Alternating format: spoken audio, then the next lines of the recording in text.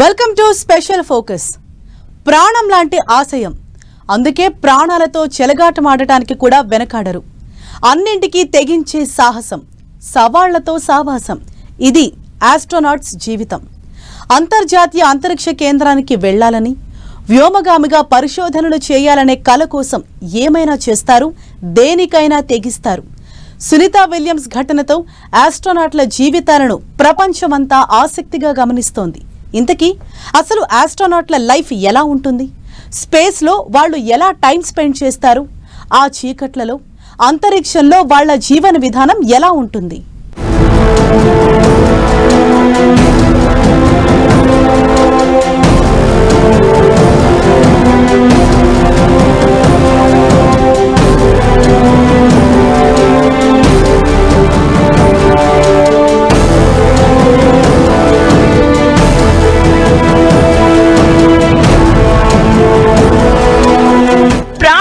పణంగా పెట్టేంత సాహసం, అనుక్షణం సవాళ్లతో చేసే సావాసం. ఆస్ట్రోనాట్స్ లైఫ్ అంత ఈజీ కాదు బాస్. సునీత ఘటన తర్వాత ఆస్ట్రోనాట్స్ లైఫ్ పై చర్చ. ఆస్ట్రోనాట్స్ స్పేస్ లో ఎలా గడుపుతారు?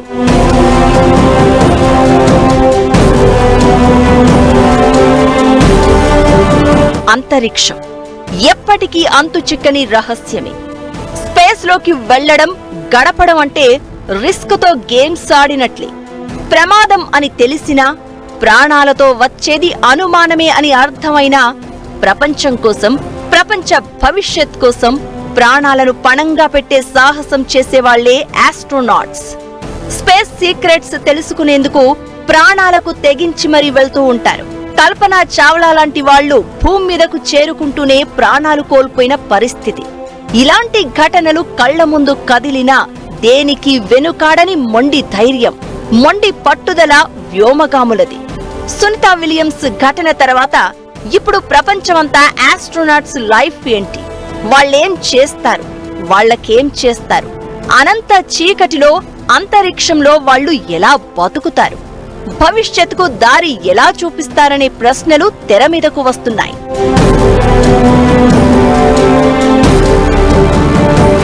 8 రోజుల కోసం వెళ్లి 9 నెలలు అంతరిక్షంలో చిక్కుకుపోయింది సునీతా విలియమ్స్. ఆమె సేఫ్ గా భూమి మీదకు రావాలని ప్రతిరోజు, ప్రతి క్షణం ప్రపంచమంతా ప్రార్థనలు చేసింది అనడంలో ఎలాంటి అనుమానం లేదు. భూమికి దూరంగా ప్రశాంతంగా ఉంటారు అనుకుంటే పొరపాటే. అంతరిక్ష కేంద్రంలో అన్ని రోజులు ఉండడం అంటే అంత ఈజీ వ్యవహారం కాదు. గురుత్వాకర్షణ శక్తి లేకపోవడంతో అక్కడ గాల్లోనే వేలాడాల్సి వస్తుంది. దీంతో తలపై తీవ్ర భారం పడుతుంది. పైగా ప్రతి గంటన్నరకు ఒకసారి సూర్యోదయం కనిపిస్తుంది. ఇవి వ్యోమగాముల ఆరోగ్యంపై ప్రభావం చూపిస్తాయి. భూమిపైలానే 8 గంటల నిద్ర, మిగతా 16 గంటల్లో పని, వ్యక్తిగత పనులు చేసుకోవాలి. 24 గంటలు భూమిపై ఉన్న శాస్త్రవేత్తలతో ఆన్లైన్లో కనెక్ట్ అయి ఉండాల్సిందే. ఇక అక్కడ ఆక్సిజన్ ఉండదు. దీంతో స్పేస్ స్టేషన్ లోనే ఒక సిస్టమ్ నీటిని హైడ్రోజన్, ఆక్సిజన్ గ్యాస్ గా వేరు చేసి వ్యోమగాములకు ఊపిరందిస్తుంది. బయటకు వచ్చే గ్యాస్ ను తొలగిస్తుంది. ఇక గాల్లోని తేమను నీటిగా మార్చే ప్రాసెసర్ ఉంటుంది. దాన్నే ఆస్ట్రోనాట్లు తాగడానికి, స్నానానికి ఉపయోగిస్తారు.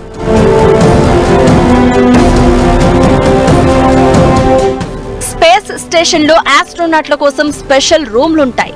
పడుకోవడానికి ప్రత్యేక cabin, toilet, wash basin, kitchen table, fridge ఉంటాయి. గురుత్వాకర్షణ శక్తి లేకపోవడంతో ఆస్ట్రోనాట్లు పడుకోవడానికి స్లీపింగ్ బ్యాగ్స్ ఇస్తారు. వాటిని మంచానికి కట్టేసుకుని నిద్రపోవాల్సి ఉంటుంది. స్పేస్ స్టేషన్ నుంచి వచ్చే సౌండ్లు నిద్రను డిస్టర్బ్ చేసే అవకాశం ఉండడంతో అవి వినిపించకుండా చెవుల్లో ఇయర్ ప్లగ్స్ పెట్టుకుంటారు. ఫ్యామిలీతో మాట్లాడుకోవడానికి సాఫ్ట్ ఫోన్ ఉంటుంది. ల్యాప్టాప్ లో ఇంటర్నెట్ ప్రోటోకాల్ అడ్రస్ సహాయంతో మాట్లాడాల్సి ఉంటుంది. ఇక స్పేస్ స్టేషన్ నిర్వహణ, పరిశోధనలు చేయడం, శాస్త్రవేత్తలు ఇచ్చిన టాస్క్లను పూర్తి చేయడం వాళ్ళ మెయిన్ డ్యూటీ. ఒకప్పటితో పోలిస్తే ఇప్పుడు టెక్నాలజీ డెవలప్ కావడంతో ఇక ఫుడ్ విషయంలో చాలా మార్పులు కనిపిస్తున్నాయి.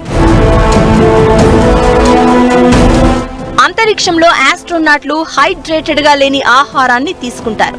థర్మోస్టెబిలైజ్డ్, తక్కువ తేమ ఉన్న ఫుడ్ తీసుకుంటారు. ఆస్ట్రోనాట్లు తినే ఆహార పదార్థాలను ప్రత్యేకంగా తయారు చేస్తారు. వాటిలో వాటర్ కంటెంట్ ఉండదు. నాసా ఈ ఫుడ్ ను స్పెషల్ గా తయారు చేస్తుంది. ఇది ఏడాది వరకు కూడా చెడిపోదు. ప్రాసెస్ చేసిన ఆహారంతో వేడి నీళ్లు పోసుకుని తినొచ్చు. అయితే ఉప్పు, పంచదార, కారం లాంటి వాటిని అంతరిక్షంలోకి తీసుకు వెళ్లలేరు. పొడి రూపంలో ఉండడంతో అవి ఆస్ట్రోనాట్ల బాడీ లోపలికి వెళ్లే ప్రమాదం ఉంటుంది. అన్ని కలిపిన ఆహారాన్ని అంతరిక్షంలో నీరు వేసుకుని తింటే సరిపోతుంది. వీటిని ప్రత్యేకంగా డబ్బాల్లో ప్యాక్ చేసి వాటర్ ఇంజెక్షన్లు ఇస్తారు. ఆస్ట్రోనాట్ బరువును బట్టి ఆహారాన్ని పరిమిత పరిమాణంలో మాత్రమే తీసుకుంటారు. ఇక వ్యోమగాములకు ప్రత్యేక చెంచాలు, కత్తులు ఇస్తారు. వాటిని తడి వైప్స్ తో శుభ్రం చేసుకుంటారు.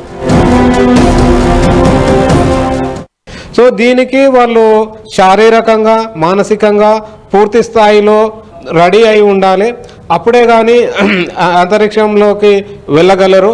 కమ్యూనికేషన్ అంటే మన భూమి నుంచి అంతరిక్ష స్టేషన్ కమ్యూనికేషన్ కూడా ప్రాబ్లం ఏర్పడవచ్చు. అటువంటి పరిస్థితులను తట్టుకొని ఉండడం అనేది వాళ్ళకు పూర్తి స్థాయిలో సైకలాజికల్ ట్రైనింగ్, మానసిక ట్రైనింగ్ ఇస్తారు. నిద్ర లేవగానే స్నానం చేసి బ్రేక్ఫాస్ట్, ఆ తర్వాత చేయాల్సిన పనుల పరిశీలన, డైలీ రొటీన్ మెడికల్ టెస్ట్ కోసం బ్లడ్ శాంపిల్స్ ఇవ్వడం, ఆ తర్వాత గాలి నాణ్యత చెక్ చేసి పరిశోధనలు చేసుకోవడం, ఆ తర్వాత కాసేపు ఎక్సర్సైజ్, ఆ తర్వాత ట్రెడ్ మిల్ పై పరిగెత్తడం, ఆ తర్వాత భోజనం చేయడం, నెక్స్ట్ డే చేయాల్సిన పనులపై రివ్యూ చేయడం, నిద్రపోవడం, వీకెండ్స్ లో తమ క్యాబిన్స్ క్లీన్ చేసుకోవడం, కుటుంబ సభ్యులతో మాట్లాడడం. ఆస్ట్రోనాట్ల షెడ్యూల్ ఇదే. ఒకే రకమైన పనిని ఉన్నన్ని రోజులు చేయాల్సి ఉంటుంది. 9 నెలలుగా సునీత ఇదే పని చేసింది. గాల్లో తేలినట్లుందే అనిపించడం కాదు, ఆస్ట్రోనాట్ల లైఫ్ గాల్లో తేలినట్లు కనిపించిన హాయి కాదు. సాహసంతో కూడిన సవాళ్లు, ప్రాణాలతో చెలగాటాలు, ఇలాంటి పరిస్థితుల మధ్య ఆస్ట్రోనాట్లు పనిచేస్తూ ఉంటారు.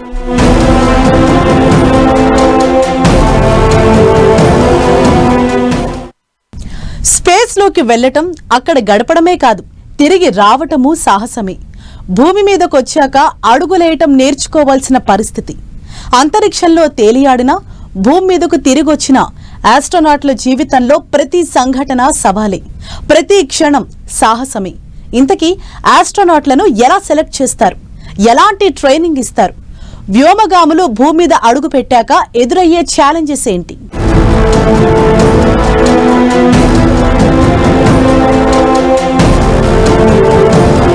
ఆస్ట్రోనాట్స్ లైఫ్ లో ప్రతి క్షణం సవాలే. వెళ్లడమే కాదు, తిరిగి రావడము సాహసమే. భూమి మీద అడుగు పెట్టాక అసలైన ఛాలెంజెస్. అసలు ఆస్ట్రోనాట్లను ఎలా సెలెక్ట్ చేస్తారు? వ్యోమగాములకు ఇచ్చే ట్రైనింగ్ ఏంటి? ఇంకొన్ని క్షణాల్లో భూమి మీదకు చేరుకుంటుందనుకునే సమయంలో క్రాష్ అయి కల్పనా చావ్లా ప్రాణాలు కోల్పోయింది. అది చాలు ఆస్ట్రోనాట్ల జీవితాలు ఎలాంటి రిస్క్ లో ఉంటాయో చెప్పడానికి. స్పేస్ లోకి వెళ్లడమే కాదు, తిరిగి రావడం కూడా సాహసమే. ఇంకా చెప్పాలంటే అదృష్టమే. భూమి మీదకు వచ్చాకైనా నార్మల్ అవుతుందా అంటే జీవన శైలిని జీరో నుంచి స్టార్ట్ చేయాల్సిందే. నెలలకు నెలలు స్పేస్ లో ఉంటే రకరకాల ఆరోగ్య సమస్యలు ఎదురయ్యే అవకాశాలు ఉంటాయి. మరి ముఖ్యంగా ఎముకలు, కండరాల క్షీణత, రేడియేషన్ ఎక్స్పోజర్, దృష్టి లోపం లాంటి సమస్యలను ఎదుర్కొంటారు ఆస్ట్రోనాట్లు. చాలా నెలలుగా ఒంటరిగా గడపాల్సి రావడంతో మానసిక సమస్యలు ఎదుర్కొనే అవకాశాలు కూడా ఉంటాయి.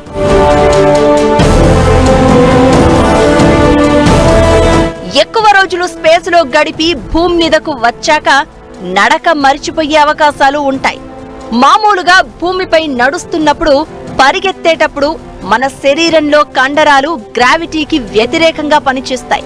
అయితే అంతరిక్షంలో జీరో గ్రావిటీ కారణంగా కండరాలు పనిచేయవు. దీంతో అవి వీక్ అవుతాయి. పైగా ప్రతి నెల ఎముక సాంద్రత 1% తగ్గే ఛాన్స్ ఉంటుంది. దీంతో ఆస్ట్రోనాట్లు భూమిపై వెంటనే నడిచే పరిస్థితి ఉండదు. ఇక మెదడులో వెస్టిబ్యులర్ వ్యవస్థ ఉంటుంది. శరీరంలో బ్యాలెన్సింగ్ కాపాడేలా చేస్తుంది. అంతరిక్షంలో జీరో గ్రావిటీ కారణంగా ఇది సరిగా పనిచేయదు. దీంతో భూమికి తిరిగి వచ్చిన కొందరు ఆస్ట్రోనాట్స్ కొంతకాలం పాటు నిలబడలేరు. చేతులు, కాళ్లను బ్యాలెన్స్ చేయలేరు. ఇక వచ్చాక బరువులు కూడా మోయలేరు. పెన్సిల్ లేపాలన్నా డంబెల్ మోసినట్లు ఫీల్ అవ్వాల్సి ఉంటుంది. సడన్ గా మళ్ళా గురుత్వాకర్షణ ఉన్న ప్రాంతానికి వచ్చి సాధారణ మనుషుల్లా జీవించే అవకాశం ఉండదు. కావున వాళ్ళు again they have to undergo the process. మెల్లమెల్లిగా వాళ్ళు భూమి వాతావరణము, భూమి యొక్క గురుత్వాకర్షణ ఉన్నప్పుడు సాధారణ మనుషులు ఎలా ఉంటారో అలా కావడానికి కొంత రోజుల నుంచి కొన్ని నెలల సమయం పట్టే అవకాశం ఉంది. స్పేస్ లో జీరో గ్రావిటీ కారణంగా శరీర ద్రవం తలవైపు కదులుతుంది. ఇది కళ్ల వెనుక నరాలపై ఒత్తిడిని కలిగిస్తుంది. దీనిని స్పేస్ ఫ్లైట్ అసోసియేటెడ్ న్యూరోవోక్యులర్ సిండ్రోమ్ అంటారు. ఇక్కడి పరిస్థితులకు అనుగుణంగా అడ్జస్ట్ అయ్యేందుకు శరీరం ప్రయత్నిస్తుంది. దీంతో కళ్ళు ఎఫెక్ట్ అయ్యే ఛాన్స్ ఉంటుంది. దీంతో కంటి సమస్యలు వచ్చే అవకాశాలు ఉంటాయి. ఇది మాత్రమే కాదు, ఎముక బలహీనత, అధిక రేడియేషన్ కి గురి కావడంతో క్యాన్సర్ ముప్పు, DNA దెబ్బతినడం, రోగ నిరోధక వ్యవస్థ బలహీన పడడం, ఒంటరితనం, మానసిక ఒత్తిడి, నిద్ర సమస్యలు, దృష్టి కేంద్రీకరించడంలో ఇబ్బంది, ఇలా భూమి మీదకు వచ్చాక ఆస్ట్రోనాట్లు చాలా సమస్యలు ఎదుర్కొంటారు. సునీత వీటన్నింటినీ ఎలా ఓవర్టేక్ చేస్తారు అన్నది హాట్ టాపిక్ గా మారింది.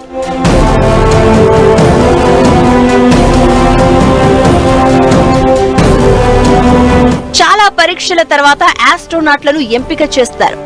వ్యోమగామి కావాలనుకునే అభ్యర్థులకు మెడిసిన్, జియాలజీ, ఫ్లయింగ్ లాంటి రంగాల్లో అనుభవం ఉండాలి. జెట్ విమానంలో సుమారు 1000 గంటలు ట్రావెల్ చేసిన ఎక్స్పీరియన్స్ ఉండాలి. వీటితో పాటు అదనంగా ఇంటర్వ్యూలు ఉంటాయి. శారీరక దృఢత్వ పరీక్షల్లో క్వాలిఫై కావాలి. ఆస్ట్రోనాట్లుగా సెలెక్ట్ అయిన వాళ్లకు చాలా రకాల ట్రైనింగ్ ఉంటుంది. పూర్తి స్థాయిలో స్పేస్ షిప్ కంట్రోల్ చేయడంతో పాటు సమస్యలు వస్తే ఎలా స్పందించాలి, అంతరిక్షంలో ఎలా గడపాలి అనే అంశాలపై శిక్షణ ఇస్తారు. ట్రైనింగ్ లో థియరీ కోర్సులు, physical fitness training, simulator training, flight suit training కీలకం. అమెరికా వాళ్లు ఆస్ట్రోనాట్ అన్నా, రష్యా వాళ్లు కాస్మోనాట్ అన్నా, చైనా వాళ్లు టైకోనాట్ అన్నా, మనం వ్యోమగామి అన్నా, స్పేస్ లోకి వెళ్లే వాళ్లకు ఒకే రకమైన ట్రైనింగ్ ఉంటుంది. అండర్ వాటర్ ట్రైనింగ్ తో పాటు సర్వైవల్ స్కిల్స్, టాయిలెట్ ట్రైనింగ్, ఇలా చాలా రకాలుగా శిక్షణ ఇస్తారు. ఒక్కటి మాత్రం క్లియర్, ఆస్ట్రోనాట్ల జీవితం అంటే అంత ఈజీ కాదు. ప్రాణాలకు తెగించడమే ఒక రకంగా.